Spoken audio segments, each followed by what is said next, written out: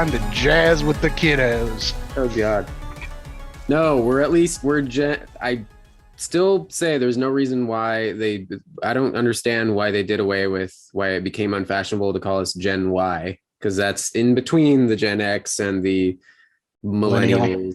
They're the younger millennials. I don't understand it. Anyway. We are now called elder millennials, is what we're called. Elder, yes. Geriatric millennials. Well, we've still got enough gumption to run a podcast. So welcome everybody. It is Sunday night, and this is the Getting Off Topic podcast. This is Tony. This is Todd. And Meg. Across the room, not paying attention, not involved in the podcast whatsoever. That's okay. What's Meg's project tonight? She's fiddling on the computer. We've been getting into, we're working on getting into projects. We had a pretty cool week. Last 2 weeks actually. There's been 2 weeks. We took a week off for the podcast. I took a nice long break from overtime, which is very nice. I think we talked a bit about this on the last podcast because it was already past. Yeah, it was already past my birthday, and I was bummed out about even though I know that I chose to work a bunch of easy overtime because while we're working from home, might as well milk it. But another year older, and God damn it, I'm still not working on the next book. Or while I'm sitting here wasting away in Margaritaville, you're wasting away in Office Space. Exactly. Yes. Hardcore. Just Peter in Office Space. It's been the story of my life for the last 15 years or whatever. But yeah, and guitar on the wall, collecting dust, camera collecting dust, etc. I started getting the antsy, I need to do something that puts some light in my soul again. So I stopped working overtime. I'll probably start edging back into it again soon because money. But I had a nice long break. I actually dusted off my DSLR Canon camera for the first time in God knows how many years. Does it actually take film? No, it's digital. It's the Canon Rebel T4i. But yeah, it's nice. And that's been one of the things on my list for my whole damn life. Eventually I'm going to really learn how to be a proper photographer and, take it off the auto settings. The last the one and only photography class I ever took was freshman year of community college, which was cool. We actually shot, I think we did digital and actual film in a dark room on the campus and everything. That was fun. But I remember absolutely nothing. So I went searching online. I figured I would pay for one of those Udemy classes or something where people, put a crash course online in PDFs and videos for $50 or something. Try to find a masterclass. Masterclasses always look interesting. I thought about that, but then I lucked out. I actually found on YouTube, completely free, some dude from Australian Geographic, mostly landscapes and animal photography and everything. But he did a 2-hour lecture on photography 101, fucking everything, like top to bottom, digital camera settings, every single one, and how they relate to each other, and gives every after every section of learning, here's the whole quick 20 minutes on shutter speed, and now go out, put the camera on this setting and take these specific type of shots. He did everything. It was a big 2-hour thing, even basic lighting and stuff and how to frame the photos. It was exactly what I needed. So it was a quick crash course, totally free. So that was awesome. So kudos to, I don't remember his name, but some dude from Australian Geographic. But yeah, I did that, and I've got the camera out. Now I've had the next 4 days off work. I'm planning on doing some more with that. Meg has been wanting to get back into art stuff, and I'm not usually somebody who looks for the universe is giving us a sign or whatever. But funny enough, we were just bitching about going to the laundry rooms. So last week, she's going to take the laundry down to the laundry room. She's switching it out all day. And she sees the neighbors right next to that laundry room, that apartment right there. Their front door is open and they're moving out with boxes. But there's some stuff that's just sitting, waiting to be taken away. And right in their front yard there, giant, like hardwood professional art easel, like big ass pro one, in like almost perfect condition. Just like if you like, it's dusty and it has some like a few little like nicks and scratches on it, but otherwise like perfect working condition. And it's just sitting there and they're not taking it. They're taking other stuff to the car, but they're not taking that. So Meg gets suspicious, like, huh? But she didn't want to be a creep and be like, hey, can I get that? Are you selling that? Whatever. So she comes back and tells me all excited about it. And she waits till the next time she has to switch the laundry. She goes back like an hour later or whatever. And it's still there. And eventually those people are gone. Like it looks like they've completely left, but the easel's still sitting there in the front yard. So now she's getting really excited. She's like, so is this like up for grabs? Like, what the hell?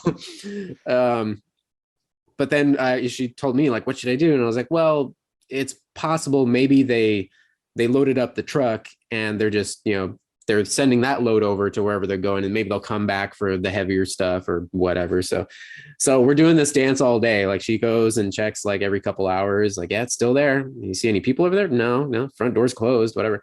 Gets to be nighttime, still same thing, but she's still squeamish about just taking it. So waits until morning. Easel's still there. So she's like, okay, this is ridiculous. She goes down to the front office and talks to them. They're like, hey, do you know anything about those people? Like, are they gone? Are they moved out? And so Jason, the guy at the office, is like, let me find out for you. And I think within an hour or so, she gets a text saying like, yep, they're moved out. Easel's up for grabs, like first come, first serve. So she grabs it. So we've got this freaking like professional easel right when she's like, yeah, I really want to get back into the art stuff. So that's rad. I mean, normally would be like probably a couple $100, so totally for free. And then I got a text from her. She didn't waste any time in injuring herself with it. Took me 2 hours. 2 hours. Smash my foot on it. When I go over there, I was working that day, so once I get on my lunch break, I'm over there like, oh yeah, cool. So this is it, huh? And oh yeah, it comes even with a little mini like tabletop easel as well, like transforms out. And then she shows me how to like fold it open. And as she's folding it open, like the base goes from like vertical down to horizontal and slams on her freaking foot. Like that's a Meg, of course. But yeah, so she's excited to use that. Yeah. Nice. It's a pretty cool week. Again, I probably will go back to some over. Well, I literally just did sign up for some more overtime starting next week, I think. But I'm going to enjoy these lovely 4 days of whatever the fuck I want. How about you? What's going on, Todd? Not much. Just playing all of the video games and spending a lot of times with the cats. They've been really needy the last couple of days. I don't know what's going on with them. They've been like super aggressively wanting attention. Huh.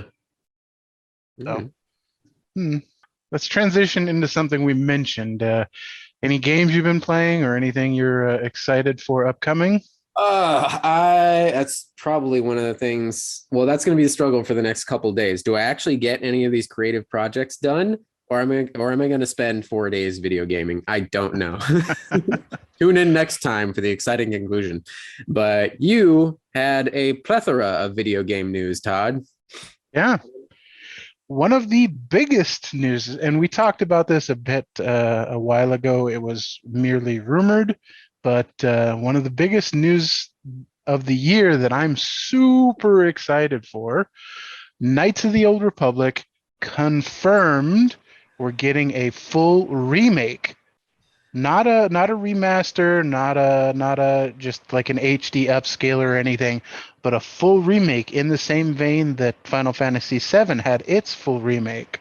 It's happening. It's happening. So they've said they are rewriting some of the storyline elements, adding new quests, adding new things there. They're redoing the graphics, they're redoing the UI. So a whole bunch of new content on top of the original game that we know and love. It's happening, meat bags.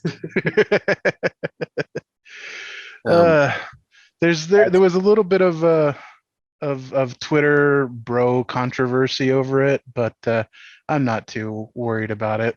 about what? Um, Who would be upset about this? so This there was two story? points of contention. There's the PlayStation exclusive, which, if you remember, the original one was an Xbox exclusive. Yeah. Um, so it's not a full PlayStation exclusive. They did say that PC will be coming at the same time as PlayStation, so we have that confirmed. Oh, okay. So It's it's only the only delay is for Xbox. Yeah, only Xbox, and if there's a Switch version, which Oh, there okay. probably would be. Yeah. And then the second point of contention is a little bit more on the bro anti-SGW kind of thing. One of the writers on this is named Sam Maggs. She is a controversial person on Twitter where she does a lot of has a lot of tweets with like down with the patriarchy. She's an avid feminist, which a Gotcha. lot of Star Wars fans of the old guard and the douchebag variety Mm. tend to take exception to. Ew, girls touching my Star Wars. It's not just girls, it's the fact that she's openly said she did not like the original Knights of the Old Republic. Mm. She has said that her favorite film is The Last Jedi, Mm. and she doesn't like the original trilogy. Uh, So those are all red flags for a lot of different reasons. gotcha. All right. But she's friends with Matt Mercer, so I trust Matt Mercer. He's a good judge of character. She has done other work on other things that turned out fine, so I don't think it's going to be an issue. I really have no problem with it. The only red flag to me is her favorite Star Wars film is The Last Jedi. That's a huge red flag for me. That's a little bit of get out of my house. Yeah, that's any if you say your favorite Star Wars film is anything outside the original trilogy, Rogue One, or Episode One, I can see Episode One for prequel era when you were a child and that was your Star Wars. I can see that as your favorite Star Wars film.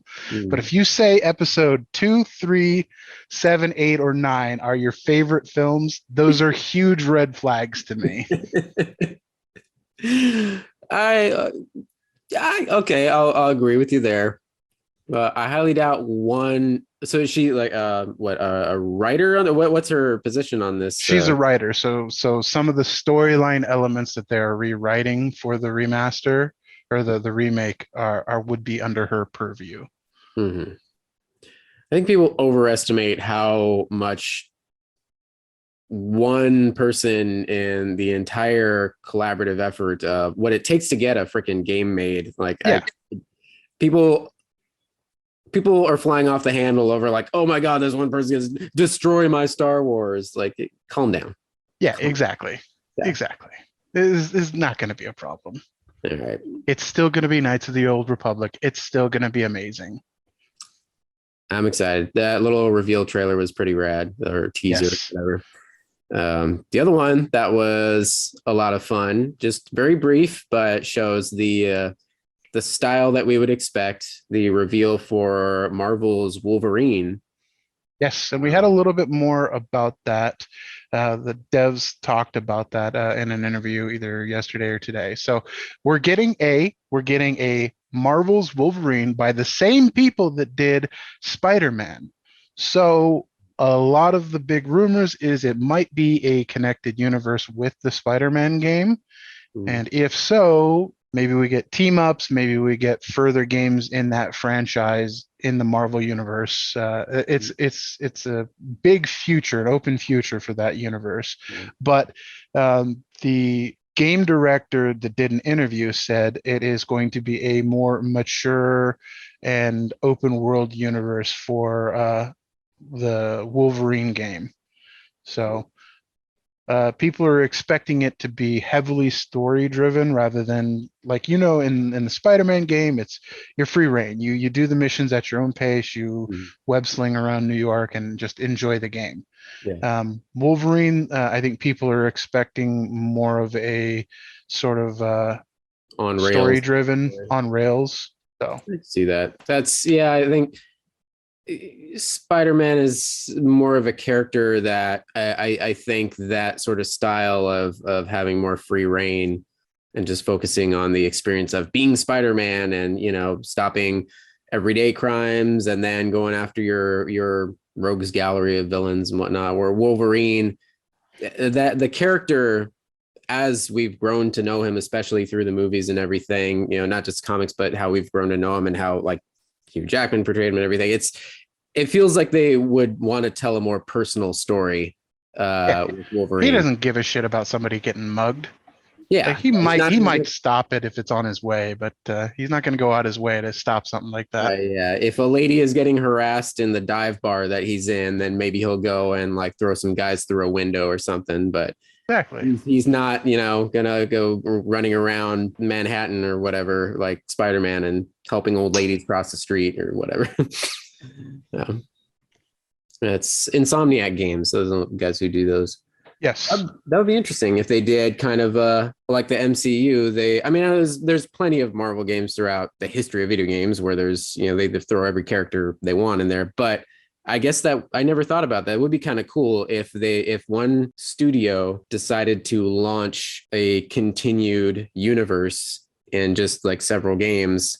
So instead, like an MCU, the Marvel Cinematic Universe, got a Marvel gaming universe. That would be actually incredible. Yeah, and building up towards like an Avengers level event, Yeah, and they could have a game the size of like a Red Dead Redemption with all kinds of Marvel characters that you could switch out and play.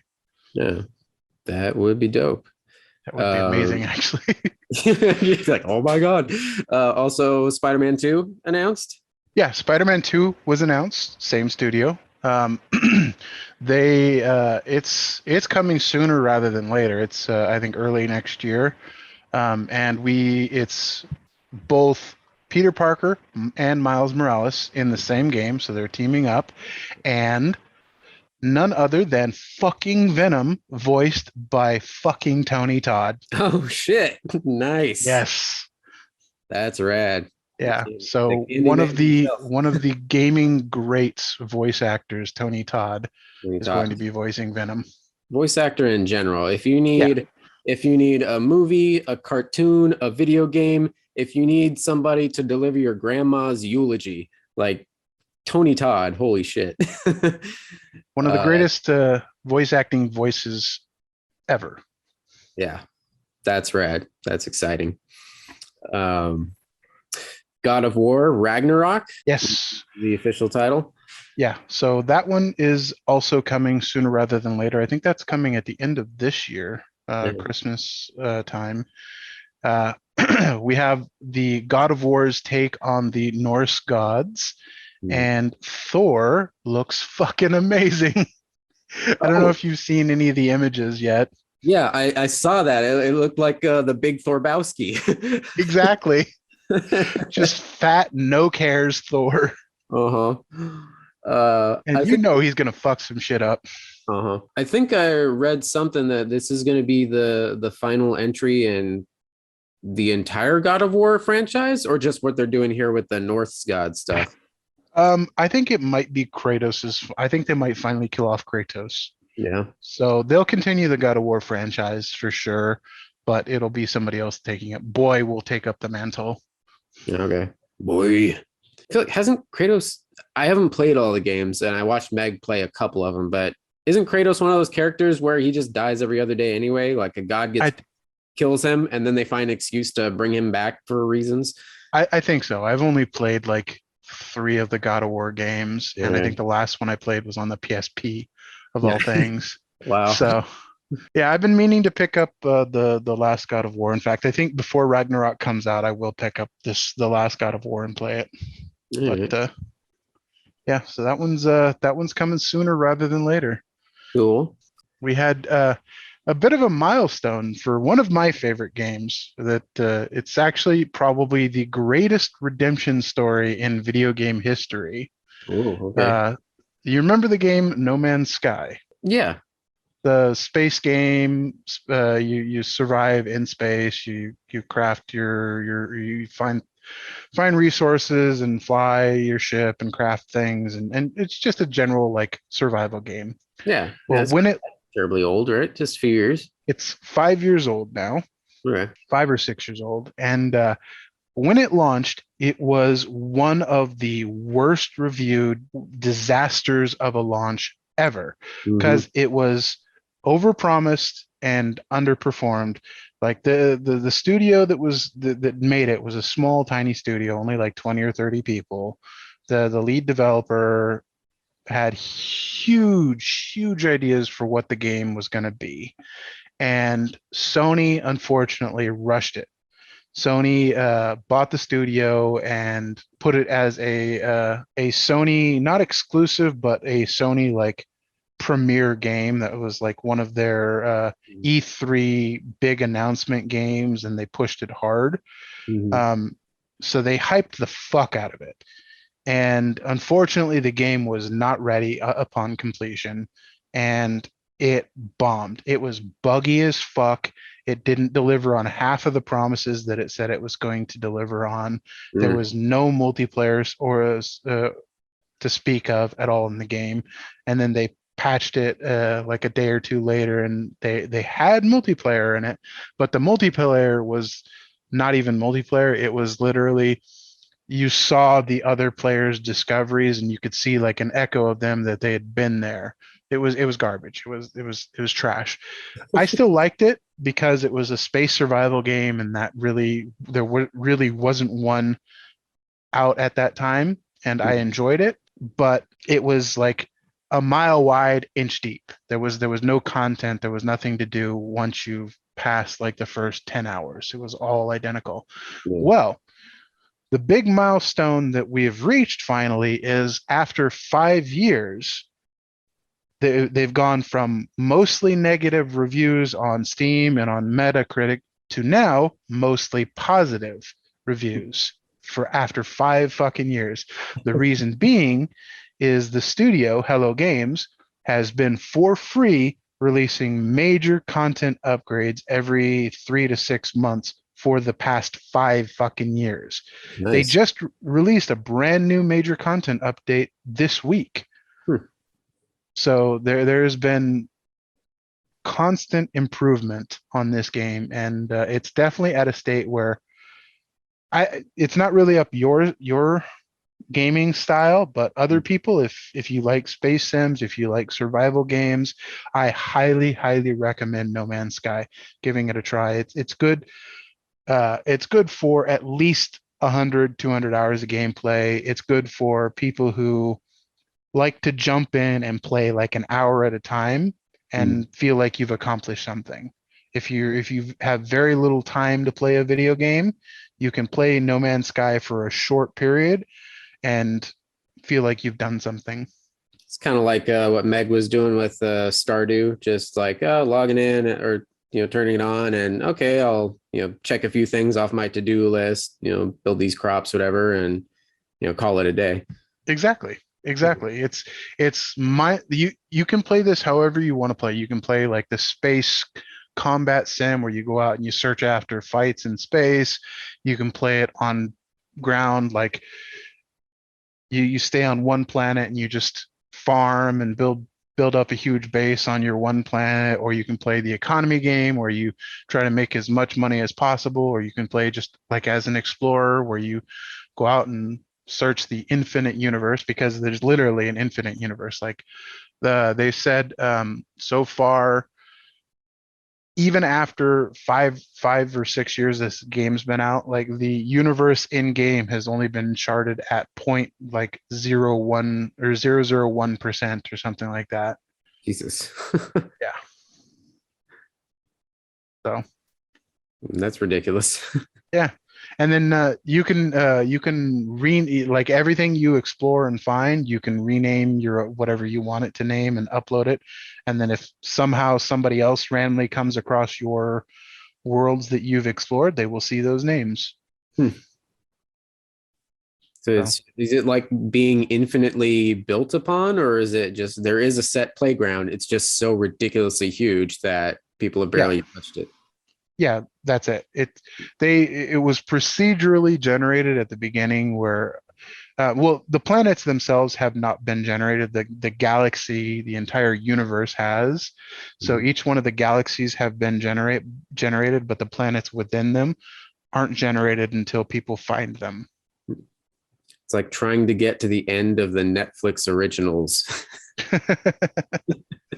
They just keep coming. They keep coming. They never stop.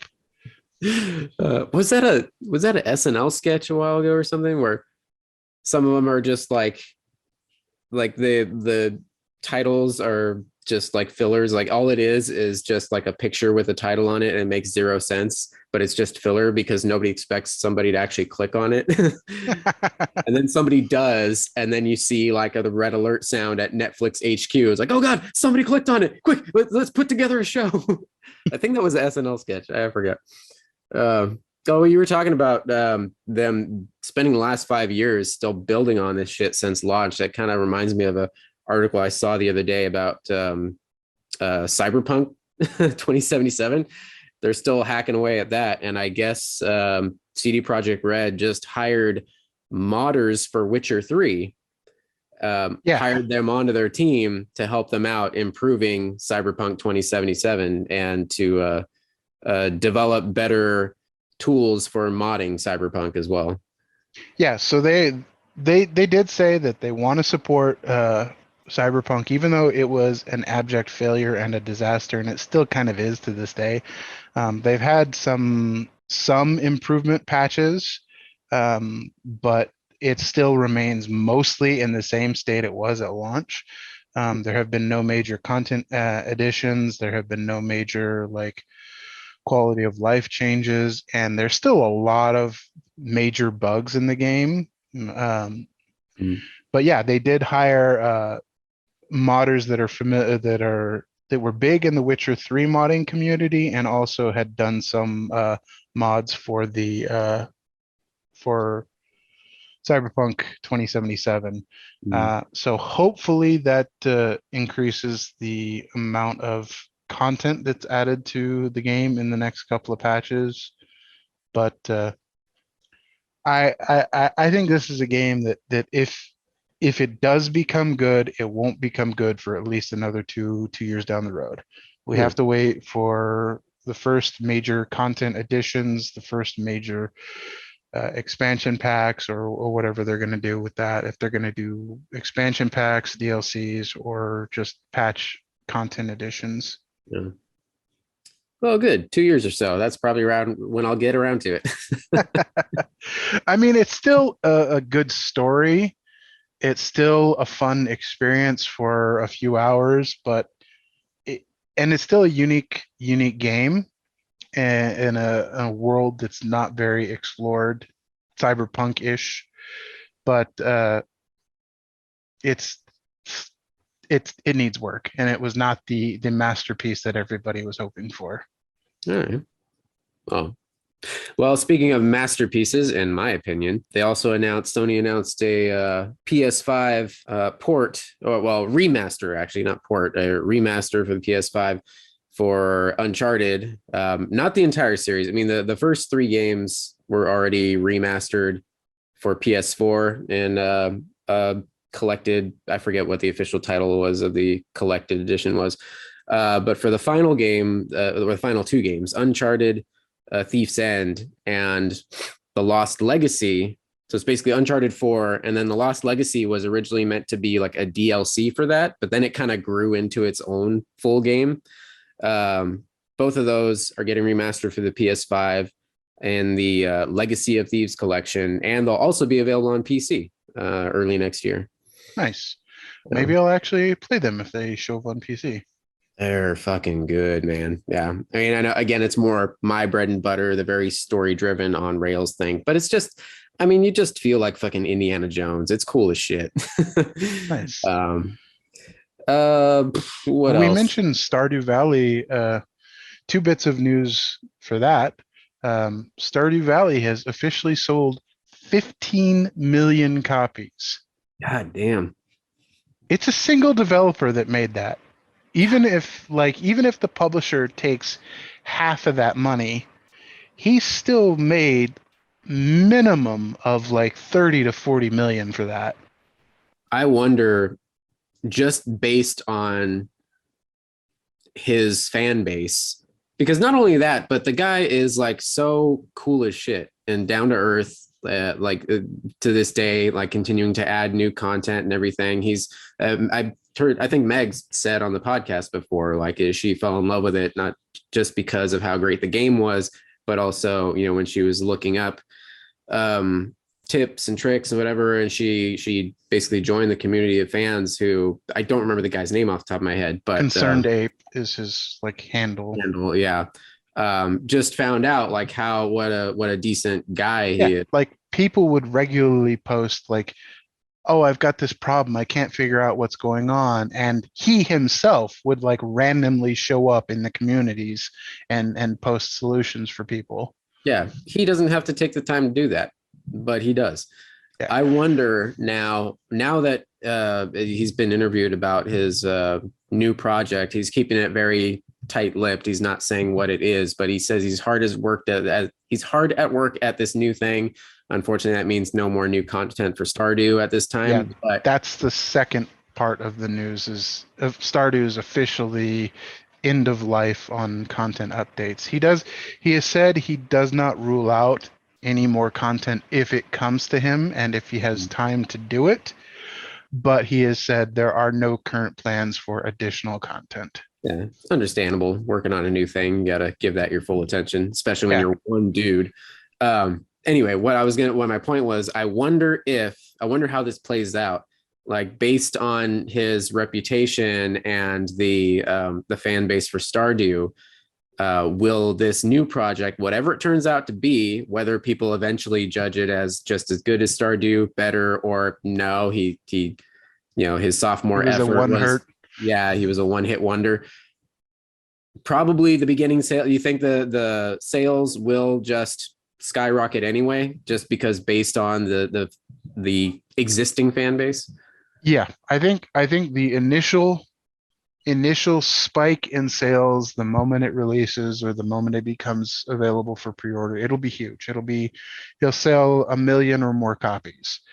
Whether or not the game is good and unique and interesting, that's what determines if it'll be like a 1 week of great sales and the second week he'll sell 50 copies. Right. Yeah. All right. But that's the way it is with indie developers. Yeah, for sure. I think that was pretty much most of I don't know if you had any other specific ones that you were excited for. I saw the ones that, I mean, I'm not really into, but there's, Gran Turismo 7. There's a remaster of Alan Wake coming. Oh yeah, that was announced this week. Yeah, it was a cult classic. I had a free version of that on the Xbox that I never ended up playing. I finally played it. Oh, go ahead. Sorry. Just because it wasn't my style of game. It's the story on rails kind of game. Yeah, story on rails. It had a cool like horror element to it, and it was very kind of book nerdy because he's an author who, goes off to this secluded cabin in the mountains to write his new horror book, and then he starts to have like weird visions and some sort of evil presence. He's not sure if it's real or fake or if it's all in his head. So it's a cool kind of mind trippy story. Bayonetta 4 still coming. 4? No news. Or 3, sorry, Bayonetta 3. I was gonna say I forgot there was even a 3. Yeah, well, because it was announced like 3 or 4 years ago, but we just the studio is still working on it, and Nintendo said it's not ready for release yet. So okay, but they're working on it. They're still working on it. Platinum is the developer behind it, says it's proud of Bayonetta 3 and wants to show it, but Nintendo won't release any footage just yet. Okay. It's their Metroid Prime 4. No, really, Pretty guys, much. it's coming. It's coming.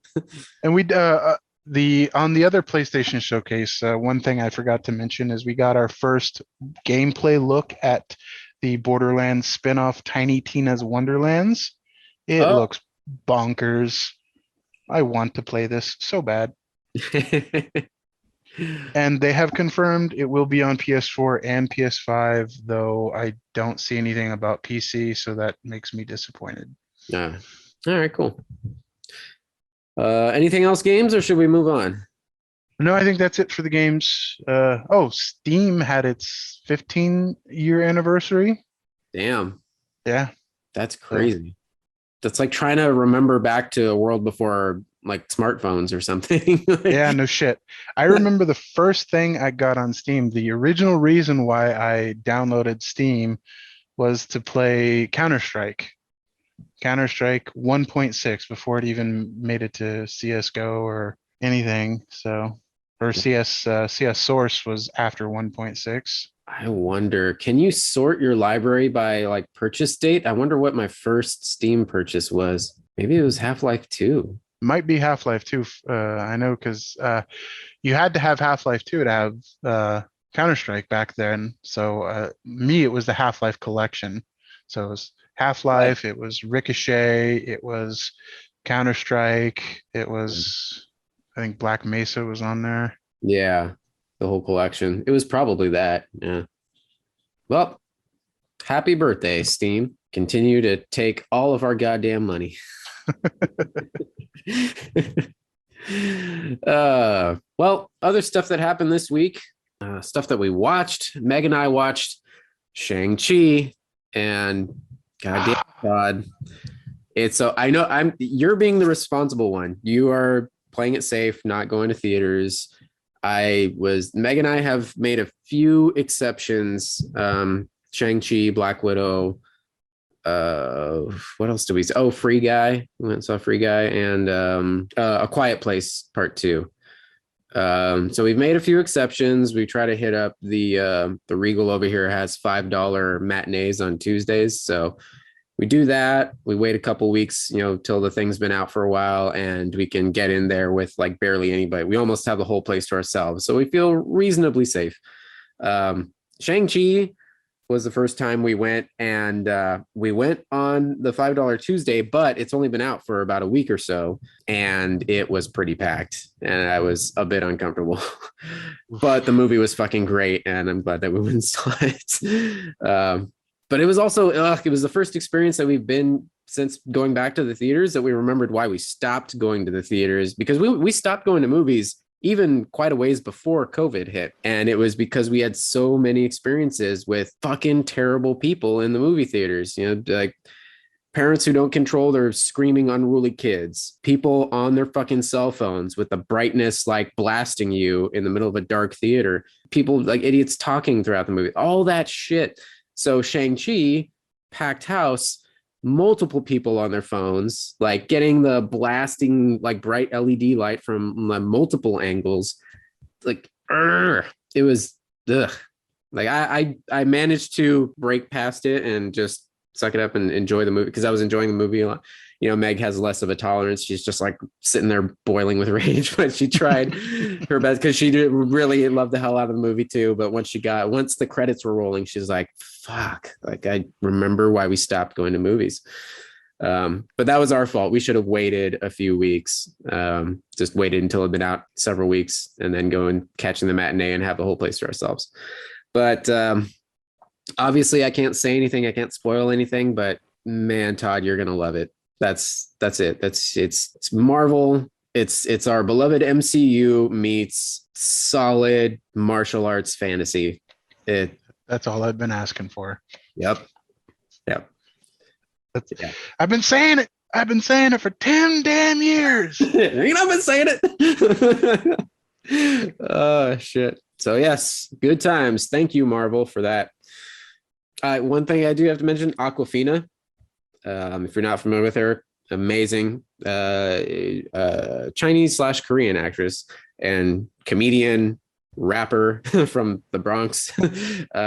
She's fucking hysterical. If you're not familiar with her yet, you will be once you see the movie. She's kind of the main hero's best friend. And again, that's really all I can say without spoiling any of the movie whatsoever. But she was the thief in the Ocean's 8 remake, right? yes, she was in Ocean's 8, yeah, with Sandra Bullock and the rest of them. She did an incredible dramatic performance, supposedly, that I've been meaning to see. I just haven't got around to it, in the movie called The Farewell, which is like a family drama, and she won a Golden Globe for that. But what Meg and I had been seeing for a while, commercials on Comedy Central for a show with her, and it's called Nora from Queens, and it's basically loosely based on her real life. Like her mom died at a young age, so she grew up living with her dad and grandma in New York, and it's like stoner comedy. She's like 27 and still living at home, and she's a total bum, and she bounces from shitty job to shitty job and just lying around and fucking around. It's fucking hilarious. Her grandma is another prominent Asian actress, and I don't know her name off the top of my head, but the grandma's fucking hysterical and like foul-mouthed, and it's a hilarious half-hour comedy. It's all on HBO Max if you want to check it out. That's been our new go-to since we finished BoJack Horseman as our latest like 30-minute wind down for the night show. That's the new one, is Nora from Queens. So, but yeah. Oh, I saw a headline that Rob Zombie actually congratulated ShangChi for destroying his previously held Labor Day movie record, box office record, because the last movie that held the box office record for Labor Day was Rob Zombie's 2007 Halloween remake. Yeah. Labor Day traditionally has not been a film friendly weekend. That's the weekend that people want to be outside usually. Yeah. But, so the previous record holder was the Halloween remake from Rob Zombie, which got 30 million over Labor Day weekend. ShangChi, 90 million. And we're still in the middle of a pandemic, people. 90 fucking million. Yeah. Like that would have been good pre-pandemic. Uh-huh. So ShangChi has most deservedly, he has earned his newest Avenger status. Yeah, and not only that, but this week I think they still raked in like 60 or 70 million, so it's not like bad numbers for this week either. Mm-hmm. Yeah, that's gonna keep going to the moon. Oh, I want to watch it so bad. I might break down and watch it next weekend. All right. Just try to aim for like a matinee low crap, and hopefully you buy a cheaper ticket too.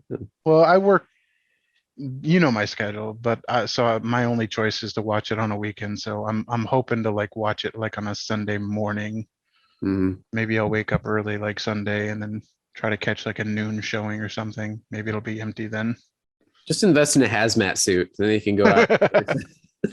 You got no worries. You can just go and enjoy yourself. Yeah. You're walking in the theater, the kids thinking like the government's coming for ET. Have you seen the masks that the PC peripheral Razer has put out? No. They're crazy. They've got these like big ventilators, and some of them have full face shields on them, but they have RGB on it. So they do. Of course, it's Razors for all your cyber goth ninja needs. Exactly. I'll get one of those. I'm part of the problem. That actually sounds pretty rad. Oh Jesus. This past week was the Rick and Morty finale. Are you been catching up with those? I have watched some Rick and Morty. I haven't watched this. I think I'm like 2 episodes or 3 episodes behind. Okay. Yeah, that's the end of season 5 already. They go by in a blink, but I think that was a solid 10 episodes or so. Did you see the weird live action promos they were doing? Yes, with Christopher Lloyd and Yes. that kid from It, I don't I remember his believe name either. Jaden Martell. But yeah, that was fantastic. I saw a little article, a little interview with whoever did the directing on those little live action promos, and everybody wants to know, like, oh my god, are these like teasers for a full blown live action episode or something? He said, no, it's just promos that Adult Swim wanted us to make, and Christopher Lloyd was, of course, their first choice for Rick, and thankfully he agreed. He has actually commented before that he has seen the show, some of the show, and he really enjoys it. And he says, like, he said something to the effect of, like, he thinks Rick is basically like an alternate version of Doc Brown if you just went a different path, or they're like long lost brothers or something who just went separate paths in science. But yeah, it's pretty good. I think they only released 3 of them so far, but the director said that they shot a ton, like over the course of a day. So it's possible they'll see more of those. But he said that those 3 were the ones that made them laugh the most. So those were their 3 best picks to throw out of there. Adult Swim will trickle those out like for years. Yeah. If they have hours of footage from that, they will trickle those out for a while. Yeah, I have to. I just love the one, I think it was the last one that they released, where it's a callback to the very first episode when Morty, he's seizuring on the garage floor for some reason. Like, he ingested a thing. It was like some sort of space seed that Rick made him steal, and he shoved it up his ass because that was the only place to keep it hidden or something. And then it dissolved, and it made him just sit there, and like his brain melted while he's lying on the garage floor. And meanwhile, Rick is just like bouncing off the walls, going like, Rick and Morty forever, 100 years, Rick and Morty, rickandmorty.com, blah, blah, blah. And to see Christopher Lloyd going unhinged like that, 100 years, Morty. That's fantastic. Let's see. I've got a smattering of movie news since we already got a little bit into the Marvel stuff. Oh, another thing. We've got 2 weeks of What If. Oh yeah. We had Evil Doctor Strange, which was fucking brilliant. Oh yeah. That I know the T'Challa as Star-Lord episode hit hard. Mm-hmm. But the Doctor Strange one was, for me, and I'm biased because Doctor Strange is my favorite out of the Marvel films so far. That was so fucking good. That was just the best. Yeah. I want an entire like series of that. Yeah. And a great tragedy built into a quick half-hour episode. It felt like a classic Twilight Zone episode with, on a Marvel budget. Strange. Basically, the headline was, what if Strange, instead of losing his hands, he lost his heart? And that's indicating that his longtime girlfriend, in an alternate universe where she was actually in the car with him when he had his horrific wreck on the road, and she dies. And it becomes a fixed point in time. He learns that he cannot change. It's funny. I saw a little bit from the writer directors of the writers of What If. Yeah, they said they had that wished they had used the terminology from Loki to keep but unfortunately they had done their episodes way before Loki because it was animated, and so they had to do it on a timetable. Yeah, so if they knew the groundwork, the canon that was going to take place in Loki, of those things being Nexus events as opposed to just a fixed point in time, they would have used that terminology. But anyway, same thing basically. Strange, he has his tragedy. He doesn't lose his ability to work. He loses the love of his life. So he goes on his mystic quest and does the whole thing, gains his powers and stuff, but then he is tempted to use the eye of Agamotto, to go back in time and stop the tragic event from happening. and very reminiscent of the I think H.G. Wells' Time Machine, because I think that's how that story kicks off, where he goes back trying to prevent his wife or girlfriend's death, I forget, or fiance or something. But every time she just bites it in a different way, like it's destined to happen, like time corrects itself somehow, and it happens again and again and again. He's losing his mind and just falling into despair, and then goes full on evil strange. He's like, fine, I'm gonna search for like the most powerful, all the power in the universe to make this happen. And a little cameo for the Ancient One. the ancient one, not Kate Blanchett, other very white lady. Tilda Swinton. Other white lady that is not a Tibetan actress, because they didn't want to use a Tibetan actress at the time. Yeah, okay, but yeah, that happens. Yeah, cameo. Tilda Swinton. Tilda Swinton, yeah, she's warning him, like explains, like, yes, this is a fixed point. There's nothing you can do. Don't go down this road, Stephen. It's just going to cause great pain and etc. And and she lets slip, I believe she's the one who lets slip that yes, it is possible with enough power, but in doing so, you would destroy the fabric of the universe. Like you would literally, the fabric of this reality. Yeah. So you shouldn't have said it was possible, because then what does he do? He goes on that quest and starts conjuring up all sorts of Lovecraftian horrors. He literally goes back in time to Agamotto's library, the lost library of Agamotto. So the person that created the time stone or harnessed the time stone himself. So he goes back to his library and starts and slows down time to basically learn the entire library. Meanwhile, the keeper of the library ages and basically dies while Strange is there. Yeah, and he's gobbling up all this power, absorbing the life forces, I guess, of these monsters from alternate dimensions, and making himself immortal, basically. Not just monsters from the other dimensions. I think he's pulling like the life force out of the entire area, because if you notice at the beginning of the episode when he gets there, it's in a like lush jungle. Mm-hmm. And then by the end of the episode, it does like a pan out shot and it's a desert around him. Oh, I didn't catch that. I forgot about that. Yeah. So I think he's literally sucking the life force out of the world at that point. Yeah. So he essentially becomes a godlike figure with just, yeah, there's a great montage himself.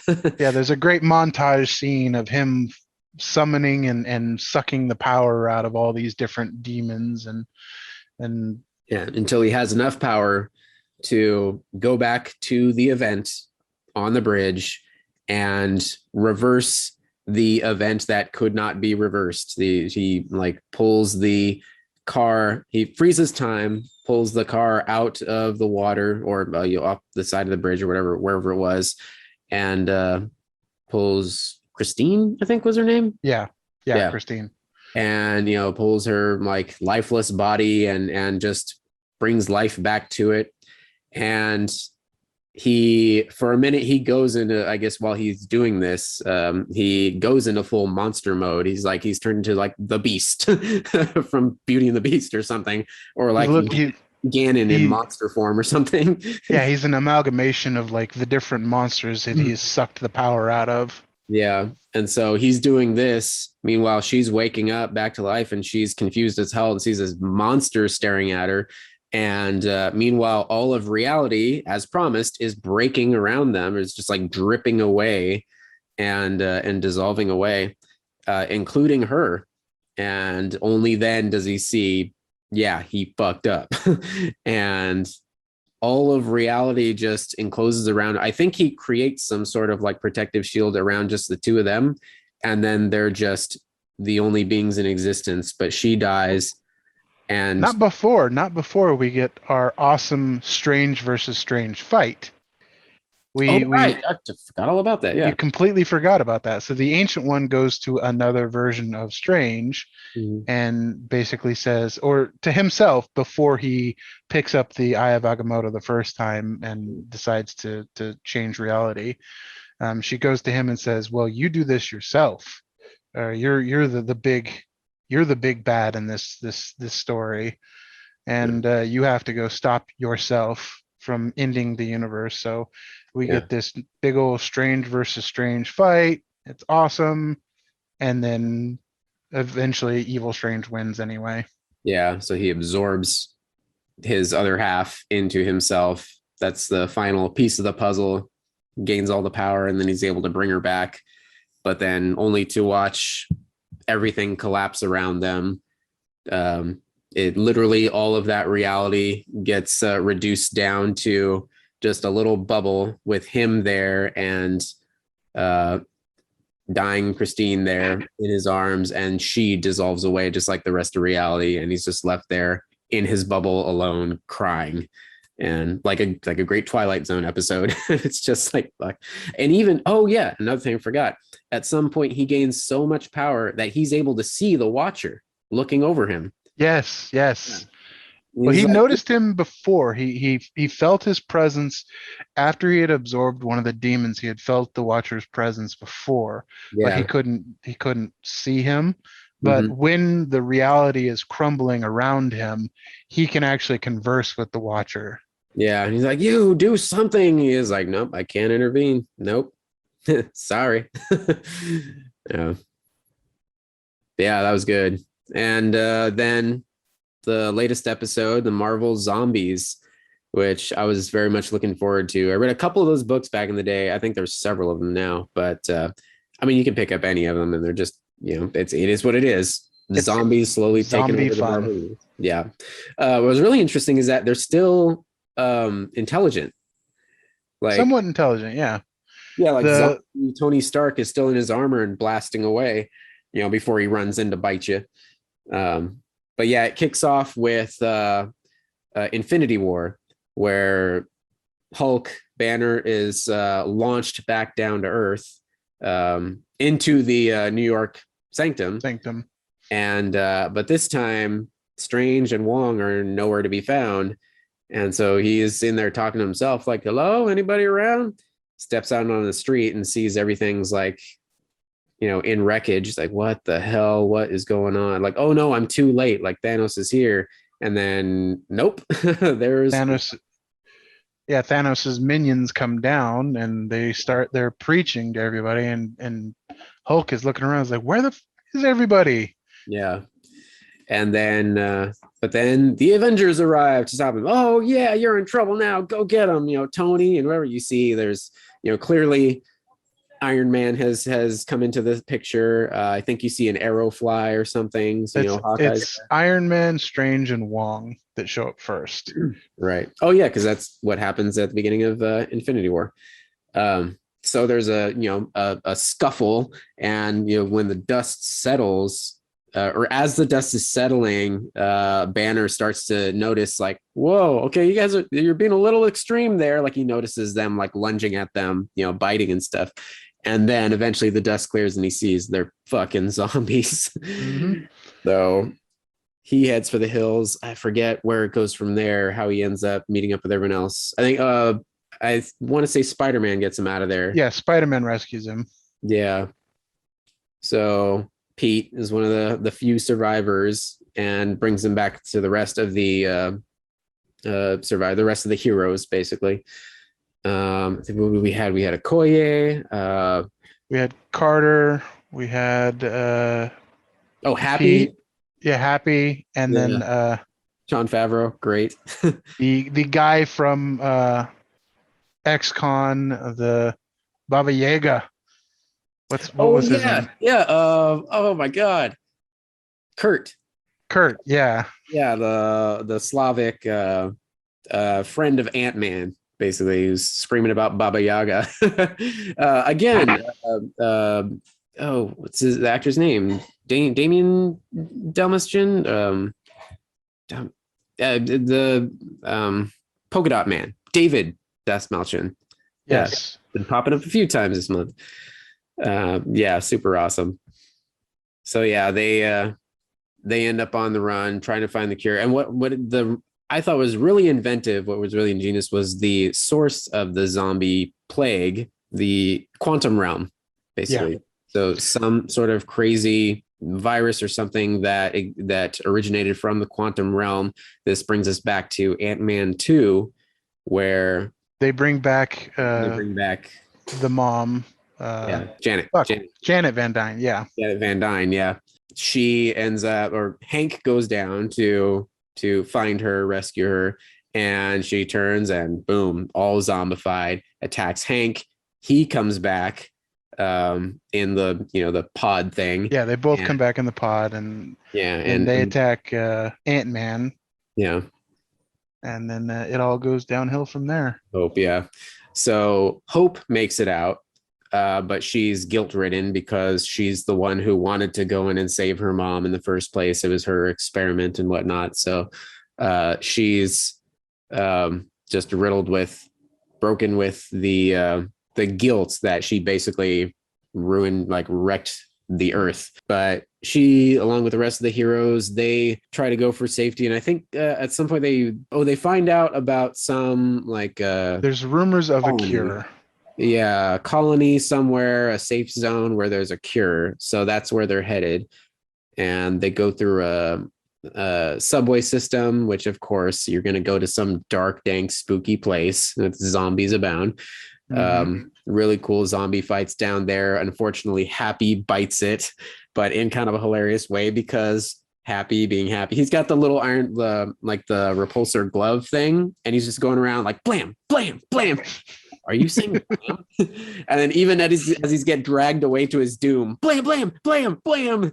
And then I think even if you listen closely, when he's in zombie form, he's slowly groaning or trying to groan. Blam. But yeah. But they make it on the subway or train or whatever, get out of there. Hope unfortunately has been scratched, so she's soon to be zombified, and she actually goes into giant mode to get them across this giant field of zombies, separating them from the safe zone, from the facility, which I think does it turn out to be the Avengers campus? No, it's Camp Lejeune or something like that. It's the one. They've used it multiple times in Avengers. It's the one that they go back in time for in Infinity War. Oh, okay. It's it's a military base. It's a military base. It's the one that Captain America was trained on. It's the first SHIELD base. Okay. So they get there, and it turns out Vision is there. And he explains they have he discovered that apparently the Soul Stone emits some sort of frequency that the zombies don't like. So even though once they get there, they realize, oh, the fence is broken. Like, they're just standing there, though. They're not running after us. And that's why there's, a little bit of downtime there where they're getting their bearings. And Vision actually explains to them, he realized that they can actually cure, or at least he's tested and has been able to use that same frequency, like heighten it or expose them to it long enough and cure them, like reverse the zombie effect. And how do you know? And then out pops Futurama head in a jar, Paul Rudd. Scott Lang. Yeah. Jokey as ever, which is fantastic. But yeah, apparently that's all he could save. So he's just a head in a jar, cracking jokes and trying to gallows humor, basically. But at least there's hope now. It's like, okay, oh my God, wait, so we just have to figure out a way to throw this on the satellites or something, somehow enhance this signal. Okoye goes, hey, I got that tech over in Wakanda. Let's go. And since we find out Wakanda is one of the only places that hasn't fallen. Yeah, thanks to the shielding, which is awesome. But then who goes astray? Somebody goes into the rest of the bunkers, looking for something. So I think it was Okoye, because they were looking because he had mentioned that Vision had mentioned that they weren't the first people to find him. That T'Challa had found them earlier. Oh, okay. Yeah. So they were looking for T'Challa. Oh, right. Oh, I think it is Bucky that finds him. Yeah, Bucky Yeah, yeah. goes looking and he finds T'Challa. Basically, like he's got the look on his face and the fear in his voice of like, no, you shouldn't be here. Like, baby, basically, it's a trap. And Mhm. he's got one leg gone, amputated. And well, we don't know why it's gone, like, but he's got the fear in his eyes of like, no, there's something else going on here. Turns out Vision has in cold storage Wanda, who is zombified. But of course, because she's the love of his life, he couldn't bring himself to end her. So instead, he has kept her locked up and is feeding people to her. Mhm. This shit is dark, Yep. including T'Challa's freaking leg. So he hobbles out with Bucky. All the cards get revealed on the table, and but Vision starts to feel the guilt. He comes to his senses. He's like, "This was a mistake." But of course, Wanda is broken out at this point, and all hell is breaking loose. And they're like, "Let's get the fuck out of here!" And Vision shows him that it tells him there's a Quinjet nearby in the nearby hangar. He helps them subdue Wanda for a hot second, and then he actually rips the Soul Stone from his head, saying, Killing I'm himself killing himself, but giving them the stone to go proceed with their plan to launch that frequency to the whole planet, to hopefully. try to cure the zombification. Right. So they pretty awesome. I love the whole design of zombie Wanda. Like that Yes. was just badass. Yeah, it was her costume from WandaVision, from the end of WandaVision. Yeah. So yeah, she goes all zombie Scarlet Witch on them, and they just barely make it out of there. Because Vision literally drops the base on her, Yeah, the like whole thing. collapses the base on her. He drops the base. uh, and as they're flying away on the Quinjet, and I knew this was going to be a problem because I forgot to mention earlier, Hope sacrifices herself because they have to find a way through that whole field, that zombie horde that's just standing there between the train that ran out of gas and the base. So she chooses, since she's already scratched and she knows that she's only got a limited amount of time left, she sacrifices herself. She just picks everybody up, scoops everybody up in her hands when she goes in giant mode and just walks through the field. And the zombies are slowly like crawling up on her and ganging up on her, but she makes it to gently let them down, behind the baselines. And at that point, she just like passes out and falls into the zombie field. So we know she's just getting eaten and she's toast.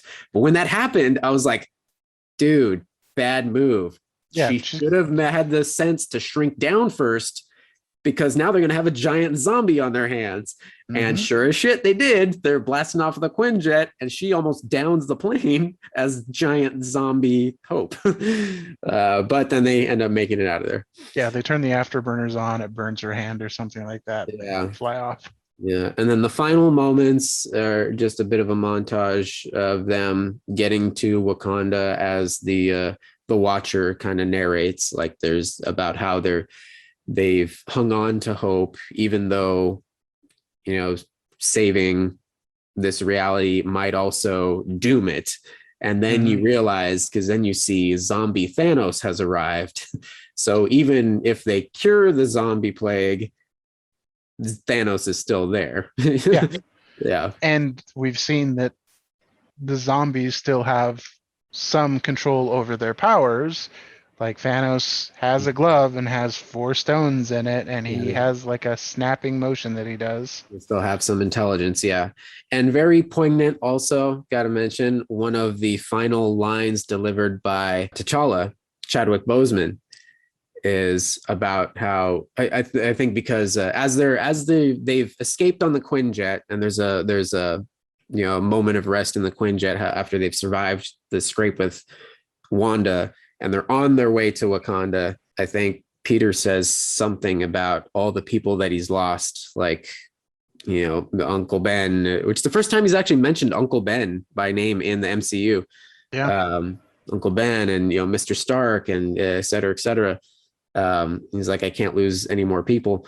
And T'Challa says something to the extent, I'm going to butcher it because I don't remember the exact verbiage, but it's something about how like they aren't really gone as long as we remember them or something like that. And that line coming out of Chadwick Boseman, man, fuck. Yeah. Yeah. But yeah, that was, man, really solid. I'm continue to be impressed by these what if episodes. I was thinking this was going to be like, okay, a fun little spin-off show I can watch in passing, and I've been absorbed into every episode. It's just as good as any of the other Marvel TV shows that have come out so far, I would say. Yeah, for sure. One final bit on the MCU. I did see a headline in the ongoing saga of the Scarlett Johansson lawsuit. Apparently, now it's being reported that the Russo brothers, who helmed everything leading up to the MCU, Endgame, Infinity War. I think they started on Cap 2. Yeah, Cap 2 was them. Yeah, and they did most of those major final films. They, of course, took a big long break, but they left the window open about maybe returning someday. And they had hinted before they would love to do a Secret Wars movie or something like that. So people thought, oh, that's totally going to happen eventually. But now there's reports that they are very hesitant about returning to the MCU based on how Disney handled or mishandled, the most would say, the release of Black Widow. And, how would those business deals work out? They basically, they're like, the kinks need to be sorted out as far as the streaming and the profits and whatnot and the agreements before they would come back. Yeah, the old studio ideas and ways of doing things need a relooking in this modern age of streaming. Yeah, Benedict Cumberbatch said that in an interview too. He kind of said he didn't really press on like, oh yeah, right on, Scarlett, or he didn't really make sides with anybody, but he basically said like, yeah, it's just a big mess. It's unfortunate, and it really needs to be from here on in the world we live in now. Those specifics regarding streaming and whatnot really need to be ironed out from the get-go with these contracts going forward. So it makes sense. Yeah. Anyway, in more fun news, we got the full trailer for The Matrix Resurrections. Yes, Yeah. we did. It's definitely taken me back. It very much leans on paying tribute to the first film for sure. Almost to the point where it feels like a remake, like a soft reboot almost. Kind of. Yeah. And it is confirmed that one character that we were talking about is playing Morpheus. Yeah. I apologize if I butcher this name. Yeah. Abdul Mateen II. Yeah, he made an Instagram post with one of the screenshots from the trailer. It's his character looking all badass, walking down a hallway, like, guns shooting in multiple directions. And with the eyeglasses with the no ear. Yeah. And he, the simple caption on the image was Morpheus. So I guess that was his way of putting a button on that and clearing up that mess. But yeah, it's interesting. And also Lawrence Fishburne, I guess, had said in previous interviews that he wasn't sure why he wasn't invited back. I'm still holding out hope that they're keeping his involvement a secret. That's all I can do. I agree. I don't know why. It wouldn't make sense to not include him. The only other thing I could imagine would be some sort of like scheduling conflicts or salary conflict or some shit like that, in which case they might use the story choice that they used for the Oracle in the original trilogy. And the original actor died. Yeah, the original actor died. That was, so they were forced to recast her. So they'll probably write off in the same way the fact that she was found out by the agents, like her little neck of the woods that she hid in the Matrix away from the agents. She was found out and had to scrounge up a new form, to go back into hiding. So they'll probably the way they could easily explain it away because you choose your own form in the Matrix. When you're outside the Matrix and you enter back into the Matrix, they explain how you choose your form in the Matrix. That's why how everybody looks different with the clothes that they're wearing, or they have different haircuts or different appearances. Like you can choose internally what you look like. And maybe now Morpheus is getting older and he chooses to look like a younger version of himself. He had a little midlife crisis. He wanted to dye. He wanted to get some hair dye and a He's little still bald. The little actor is face. still bald. Oh, he is. Yeah. Okay. He just wanted to look a little younger, a little fitter. Get rid of the old man jowls and gray beard and whatnot. Yeah. So the cameo for him, it'll just be like an end credit scene where he unplugs, and it's just Lawrence Fishburne there, like, oh man, what a wild ride. He just eats some chips or something. Exactly. Yeah. Yeah, the official synopsis that they released too, it could just be the wording and fans looking into it deeper, but the wording Fans looking deeper into something that doesn't really exist? No, you don't say? crazy, right? But the wording does seem to lean towards the idea that they're that they're kind of skirting away from parts 2 and 3. It's really, I mean, I'll read it right here. The Matrix Resurrections is a continuation of the story established in the first Matrix film. Reunites Keanu Reeves and Carrie-Anne Moss as cinematic icons Neo and Trinity, an expansion of the story that ventures back into the Matrix and even deeper down the rabbit hole.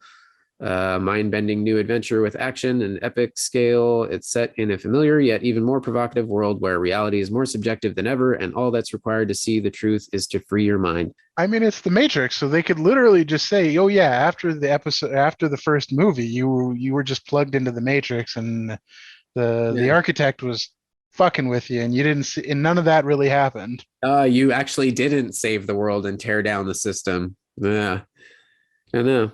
Well, at the end, if I remember, it's been a long time, but if I remember correctly, they both died. But at the end of 3, yes, they both die. Yeah, but they succeeded in, they didn't tear down the whole system, but they basically pulled away control from the.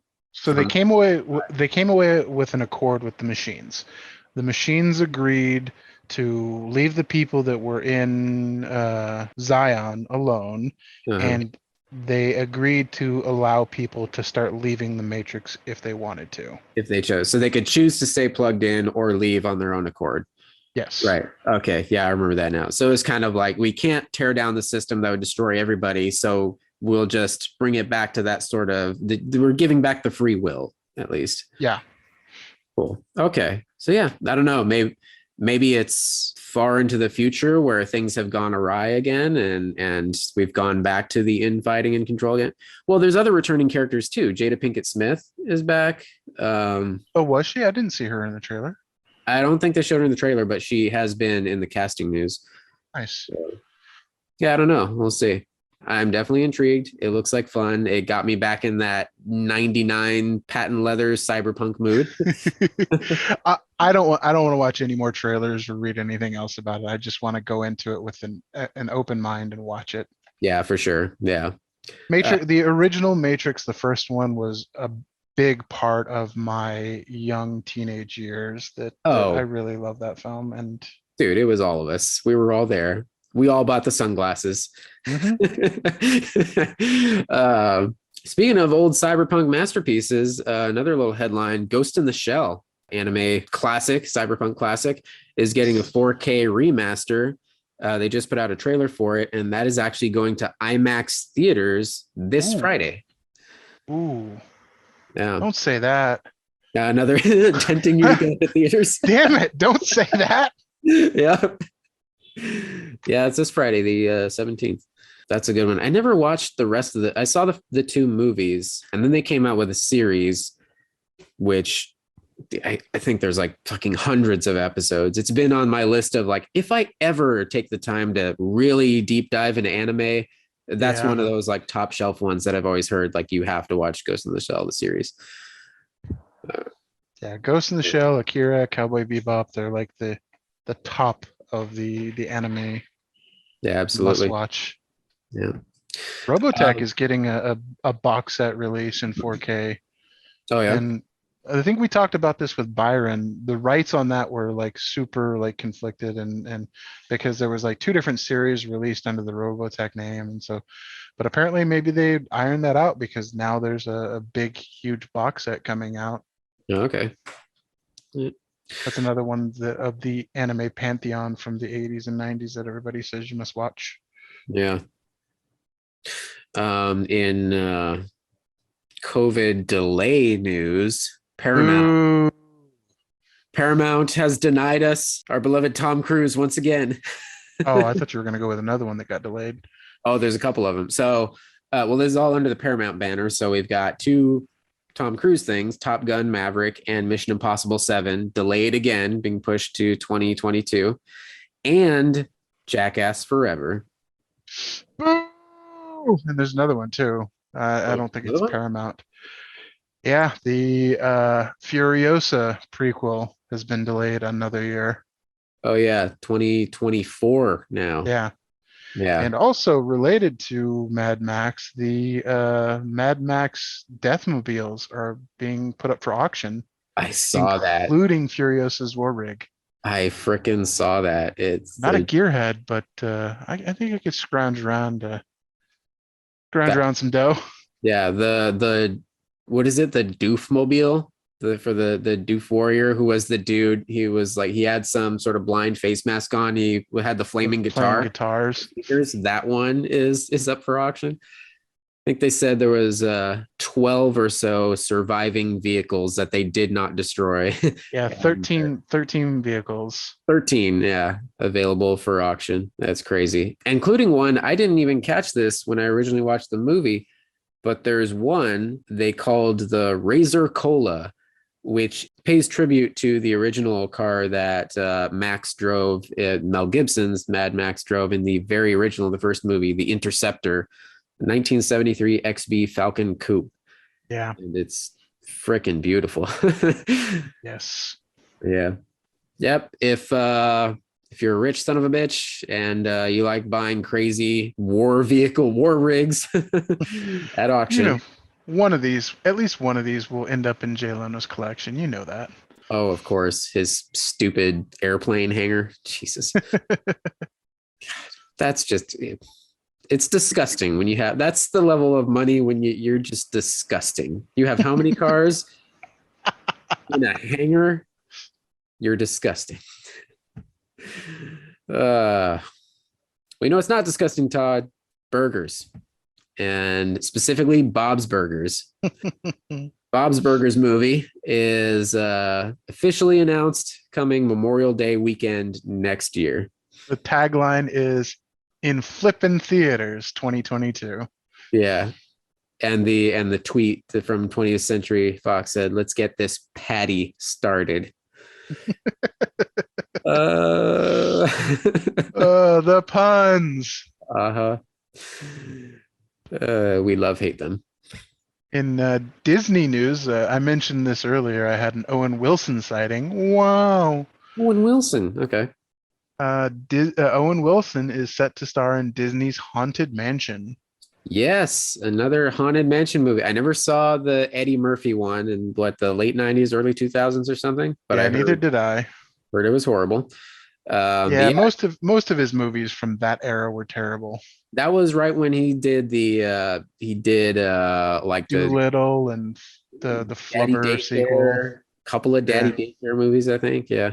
He was in his movies for his children. Yeah, he had kids, and so he started making movies for his kids. Yeah. Yeah. But yeah, Owen Wilson, our favorite jet ski time dad Mobius. We'll be going to the Haunted Mansion along with Tiffany Haddish. Awesome. She's everywhere. And there's rumors that he may show up in Strange 2 as well. Sweet. So that would be awesome. Down with that. In other related news too, don't forget there is a Muppets Haunted Mansion coming. Because that is always near and dear to my childhood. Yeah, there's a little poster reveal and announcement. They've got a little Muppets Haunted Mansion special coming to Disney Plus on October 8th. So that's just one of those things. I know it's for kids, but it's still, I will watch it. If it's got Muppets on it, I will watch it. Yeah. One quick bit, Venom changed their release date again. They pushed it up this time. So yeah, now it's coming out October 1st. We're getting that sooner rather than later.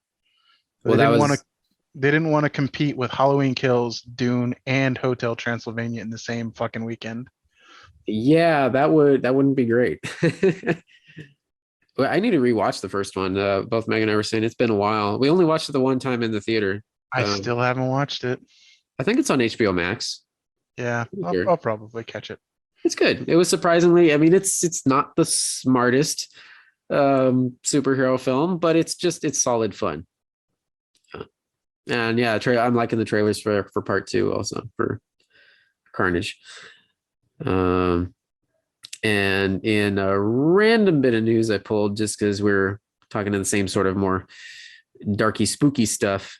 Remember a while back we weren't sure it was like if it was a rumor or if it was official that Rob Zombie was doing a Munsters movie. Well, that has actually been confirmed for a while now. He's doing the Munsters as a movie. What's interesting though is this little update he posted the other day. It was focusing on the reconstruction of the house from the classic 60s show, 1313 Mockingbird Lane, but he kind of went on a rant about how he is at heart, he's a near and dear Munsters fan, has been since he was a kid watching the show, and he's very adamant about recreating the house and like getting as much of being as faithful to the source material as possible, which is interesting because when you hear Rob Zombie presents a remake, you think of the exact opposite. Yeah, you think blood, wacko, blood, guts, gore. Blood, guts, gore, and his wife thrown in there and covered in all of it. That's pretty much a Rob Zombie movie. But he apparently he's very adamant about making this a heartfelt Munsters tribute to the original franchise. So I don't know. Is he making his turn into light horror fare? I don't know. I really don't know what to expect. I mean, because if he pulls this off, I mean, that could lead him into more mainstream horror remakes and horror flicks. That's true. Maybe he's like done everything he needed to do in the world of the extreme, and maybe he's trying something else on for side, or maybe that'll be exactly it. Yeah, bullshit. Maybe when he's saying attention to detail and all this, he's just talking about the house, and everything else that goes inside it, it looks like the Halloween remake or something. It'll be covered. The house looks amazing and accurate, and then it'll be covered in gore and blood. Yeah, probably. And in a final bit of movie news I had, this is kind of horrific. I don't know what your stance is on this. Todd, do you remember a childhood toy from the 80s called Teddy Ruxpin? Oh, don't remind me. That thing haunts my soul still to this day because I had one. Oh, we had one too. Yeah. As the story goes, my mom says the first time she turned that sucker on, he went, "Hi, kids," and me and my sister ran screaming from the room. But yeah, it was the talking little animatronic teddy bear thing. You popped a cassette tape in his back and played it, and he would animatedly narrate the story on cassette. Then you had a little follow along book to read and everything. And there's another little character. He was like a little like worm guy or whatever, a caterpillar dude, friend of his or whatever. Anyway. And then when the batteries died, the voice of the demonic hell beast would come out. Horror kids. I'll swallow your soul. DJ2 Entertainment, the production company behind Sonic the Hedgehog, has acquired the rights to a Teddy Ruxpin live action / animated film. Why? Yeah, so that's happening. Why? Because everything old is new again. They got Sonic, they made that. I've heard mixed things actually. My friends who have kids actually say it's not half bad. They thought they were going to be forced into watching something terrible with their kids, and they said it's actually solid. So I still have to watch Everything I've heard about it is it's not bad. It's not as good as Detective Pikachu, but it's not bad. Okay. Yeah, passable. I'll watch it. But yeah, so same production company is now trying to launch Teddy Ruxpin back into the world. It's too early for any story details. But how could there be story? There's no story. It's literally a bear that reads a cassette tape. How could there be a story?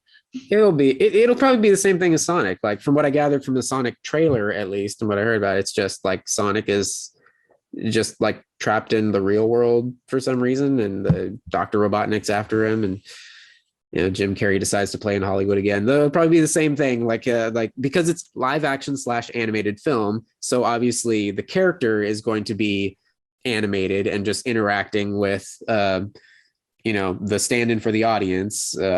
They'll bring back here's where they could win.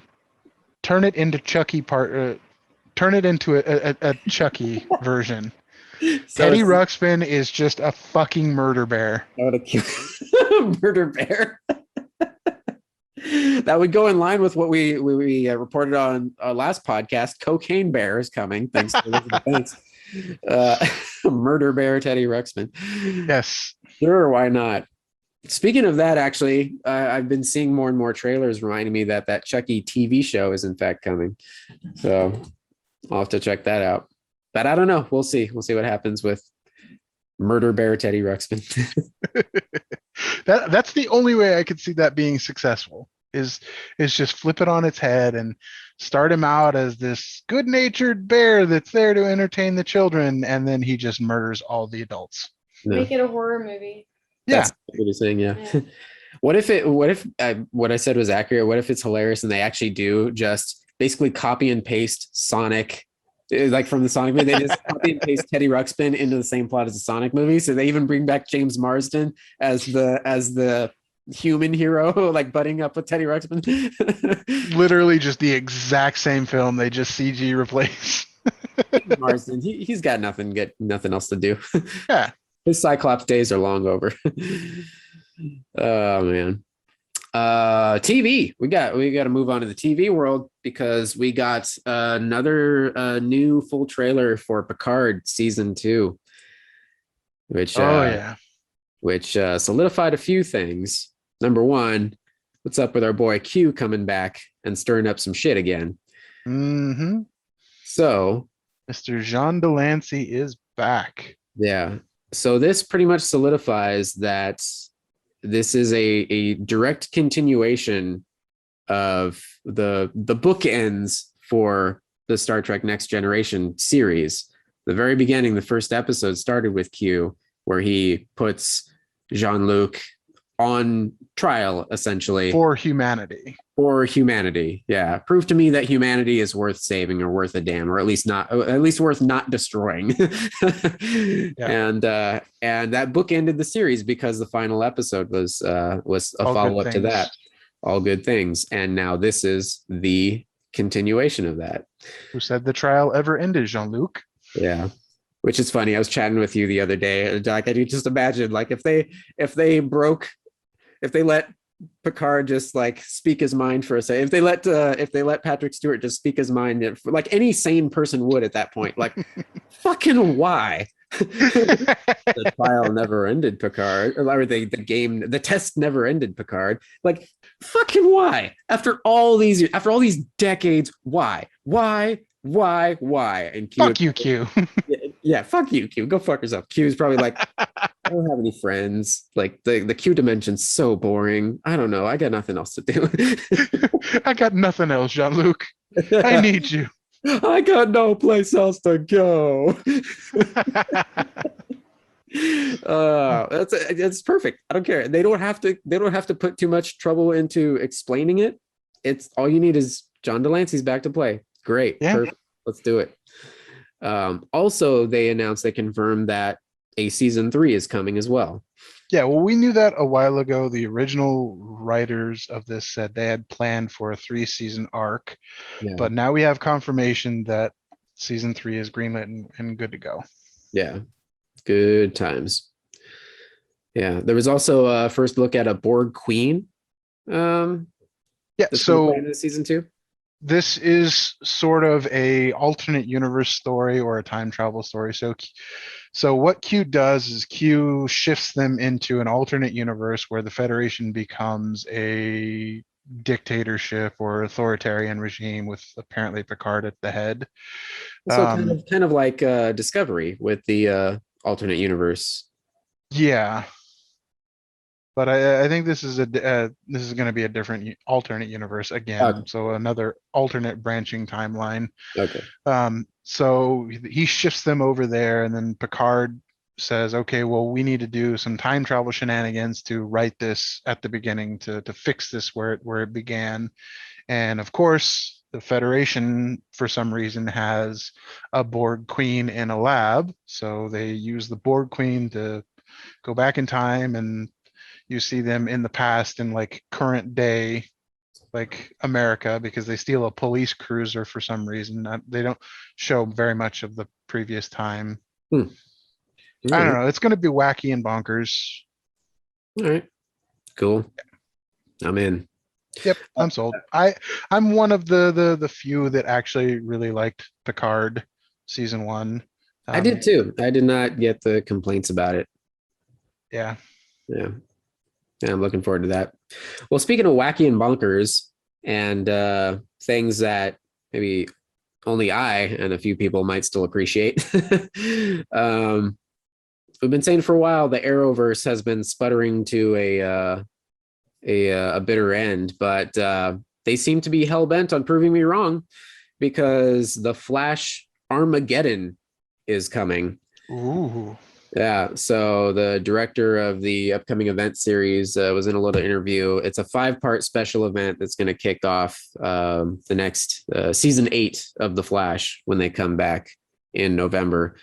And they're bringing back some surprising cast members we thought their time was done in the Arrowverse.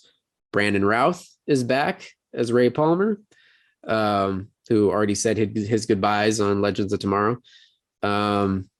Cress Williams, Black Lightning is back. Kyler Lee, Alex Danvers from Supergirl, yeah, which is still in the process of ending. I don't think they've come back from the hiatus yet.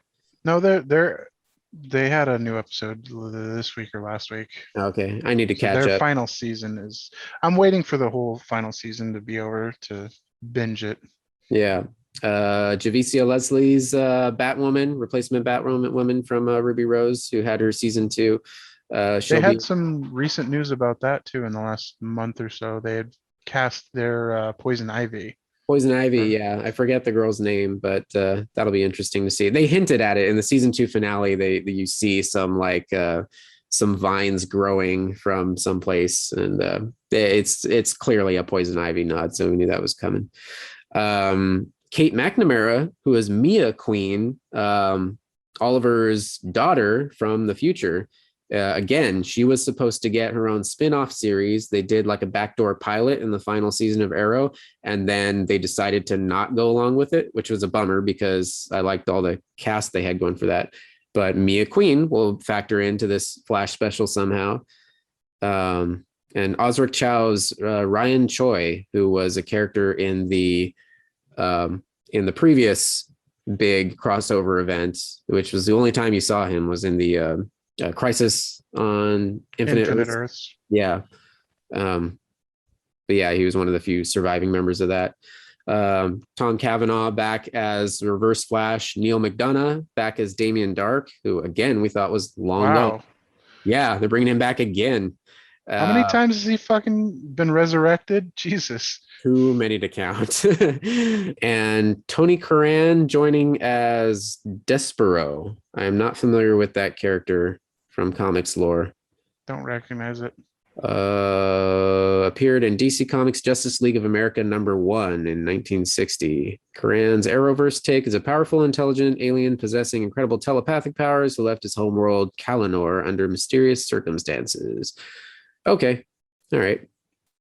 Yeah, I'm excited for this. I wish, I've said it for a while now, I wish they would just put a button on all of the shows and just keep these guys signed on for like specials every now and again. So that way the actors can move on to other shit, but you could still have that superhero verse live on in little one-off specials here and there. You get your TV Justice League living on. Yeah, literally just have TV Justice League. Just create DC. What is it? CW now? Yeah.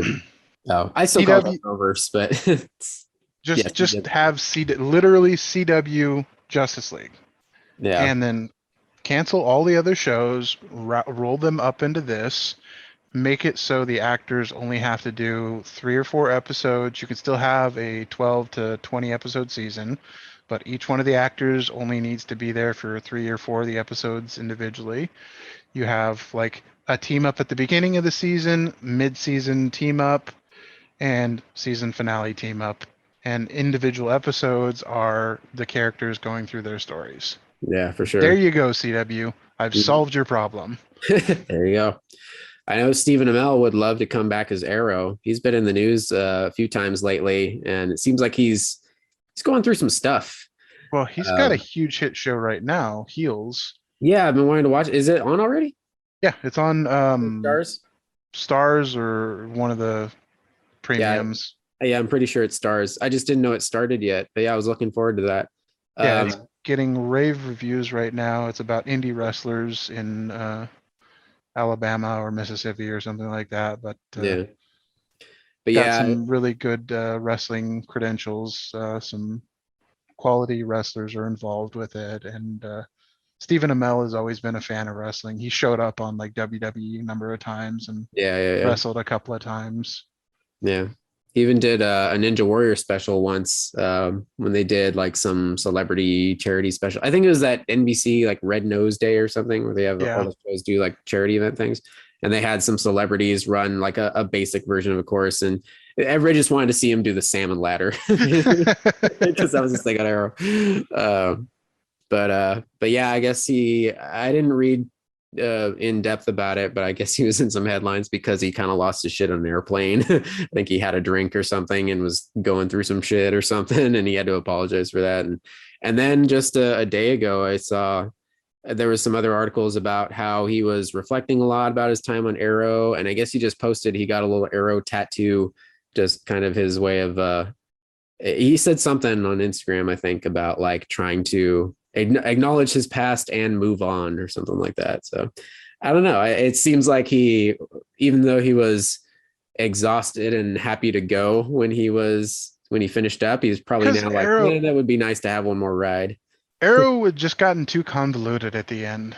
It was just too much going on. There was not enough just stopping bad guys and having fun with it. It was just plot after subplot after subplot after subplot after reference from the first season after flashback to the fucking island over and over again. It's just island. have a fucking couple of episodes where it's just straightforward. There's a bad guy in front of us and we can kick the bad guy's ass. Yeah, there you go.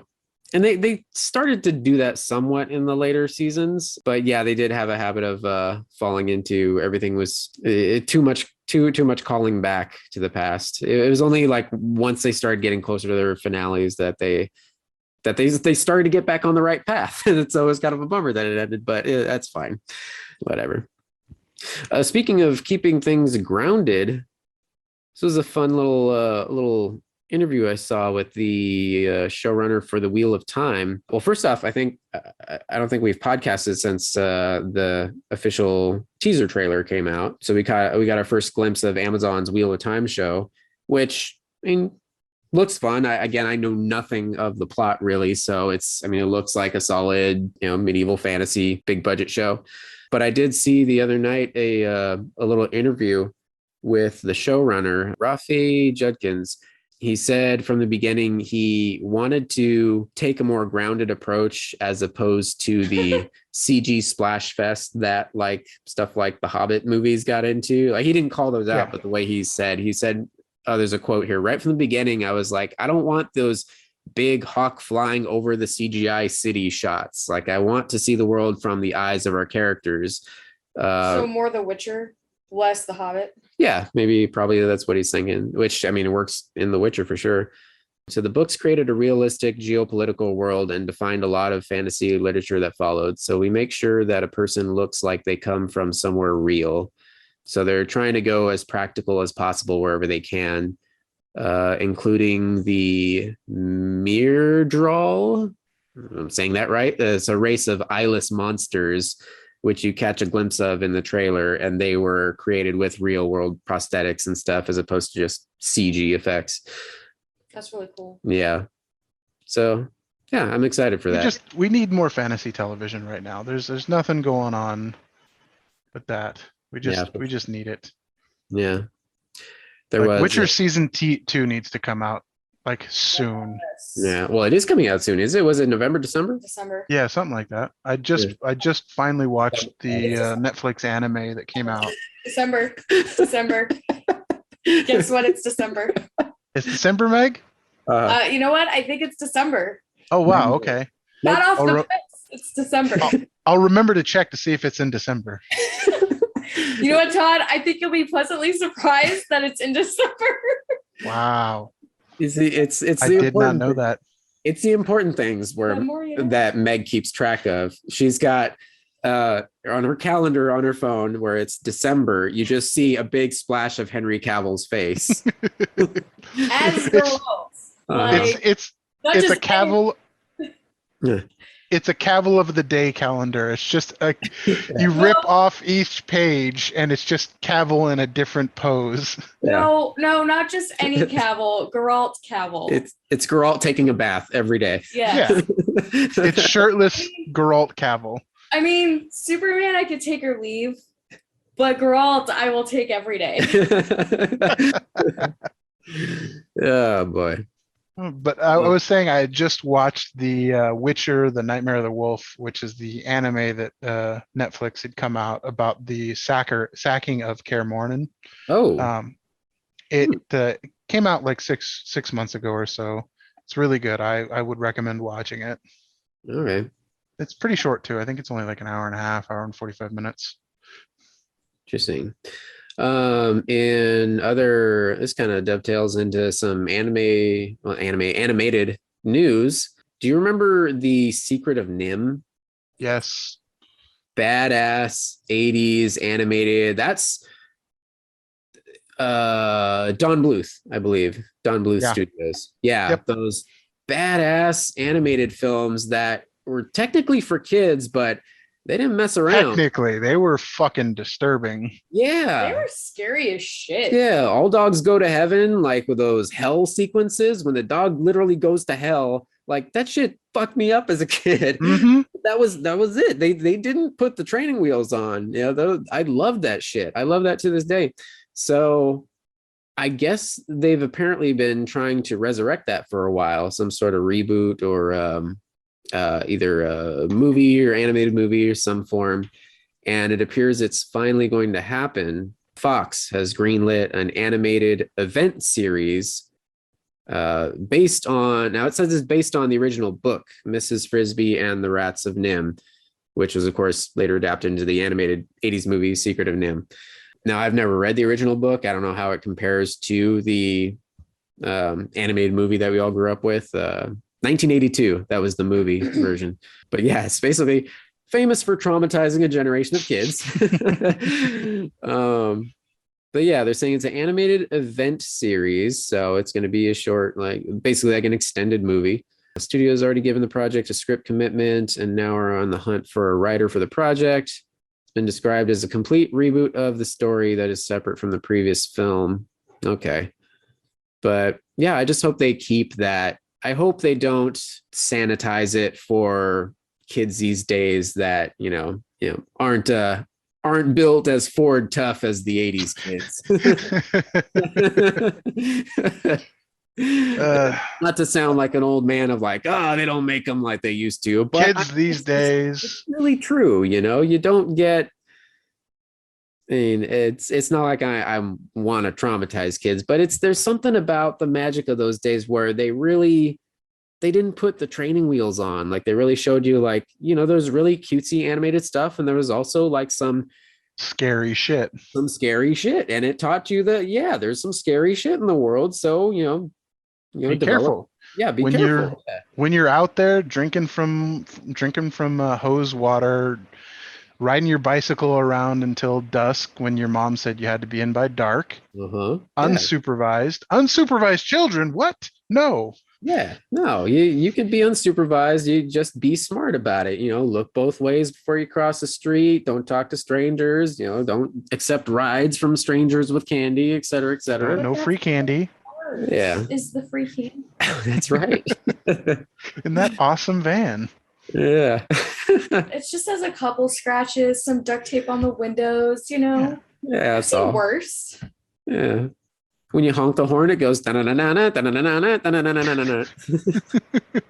was legit a van like that picked up a kid at my elementary school. Oh, Jesus. It did the horn. It was fantastic. Anyway, in other animated news, this broke my goddamn heart a couple days ago. Final Space. What? The show Is it canceled? The show that I have been telling you gotta watch, Todd. TBS / Warner Brothers has decided not to renew the show. They had it left off on an insane cliffhanger. What? And that is the end of Final Space for now, at least. Olin Rogers, the creator, he's gonna keep trying to sell that, buddy. Yeah, I think so. He Netflix will pick it up.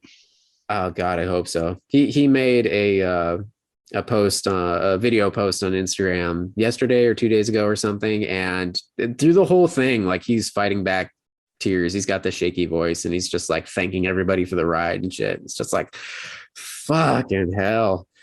God damn, that sucks. But yeah, I hope and pray that Netflix or HBO Max or something. That's tailor made for Netflix to pick it up for an additional 1 to 3 seasons. Yeah, absolutely. The first 2 seasons just got on HBO Max, and I was hoping that that would catch fire with the popularity and hopefully push them to continue it.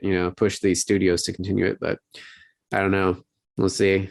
Fucking Hollywood and mergers have that. That was the thing. The whole show, like they were fighting the whole time. He was talking about the history of the show, and even after season 1, they went through one corporate merger thing, and they were like on the bubble, and then they finally managed to squeak by for season 2 and season 3, and then another fucking corporate merger happened, and then TBS / Warner Brothers, well, fuck them. Mm-hmm.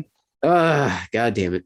Anyway, and then one more in the animated world, and this is probably my last bit of news, unless you got anything else, Todd, but another one near and dear to my heart and me and Meg's, Avatar: The Last Airbender. They did, Nickelodeon confirmed that they are bringing back the original team, the original creators, to develop new projects. They haven't really said what, but they've hinted at animated movies or new sequel series or whatnot. Well, I think they've at least confirmed that the first project that's going to be worked on is an animated film, and there was a little bit of news there that this new series of films in development are going to be CG animation, which is a bit of a bummer, because if you've seen the original show, Avatar: Last Airbender, and even Legend of Korra, it's very much traditional 2D animation. They do highlight little CG highlights here and there for certain action sequences and stuff, but for the most part, beautifully done traditional animation. So that's a bit of a bummer hearing that they're going to be CG, but I'm still glad that more content is coming from that world, because that's a huge martial arts fantasy world that they could just keep building and building on for quite some time. So. I had one last bit of news. This is up Meg's alley. The start of filming for Hocus Pocus 2 is soon. Ooh. They're in the midst of casting local New Englanders for the extras and bit parts. Nice. So That'll be cool. All right. News of things that are actually fucking happening. Hocus Pocus 2. Yeah, what, 20 years later? Oh, I think it's longer than that, sir. The 90s were a while ago. Was it 90s? I thought it was mid 2000s. Hocus Pocus? It's like No. 99 or something. Oh, no, not even that. We grew up with that shit. That's 93. Jesus Christ. yeah. Did you forget how old you are? Yes, yes, I did. Thanks for reminding me, Tony. Fuck you. 19. If I don't have enough things reminding me of that lately. That was 28 years ago, sir. Oof. Yeah, same year as Jurassic Park. Jesus. Now, the important question we must ask, or that we must ponder, can Sarah Jessica Parker still pull off smoking hot goth witch? These are the questions. Shit. And the answers remain to be seen, but we will be waiting with bated breath. No, she's not going to pull it off. I don't think so. I mean, I haven't seen her and what she looks like as of late. Yeah, I'm looking at a picture of her and Matthew Broderick. I feel like she has not been aging well. No, it's all plastic. I mean, I hate to be that woman that is saying shit about other women. You're part of the problem, Meg. I am always part of the problem. I don't know. Maybe she could. Matthew Broderick could still pull it off. We'll see. He still looks good for his age. Yeah. Well, I mean, of course they're gonna, fix people up for the character, but Matthew Broderick is really weird. Matthew Broderick pops up every now and again in like random shows. Like he was in the Conners last season for a little while for a few little guest spots. And for the dude who played Ferris Bueller, for the guy who he was like the iconic young rebel, he plays like the doofiest jackasses in his later years. Like he's always the dork. He's always the dork or the butt of the joke or the straight up like asshole. He has become the adults from War Games. Yes. There you go. What's the classic line? What's the classic Harvey Dent line? You either die the hero or live long enough to see yourself become the villain. Oh my God. What? Laughing at my dorkiness. All right.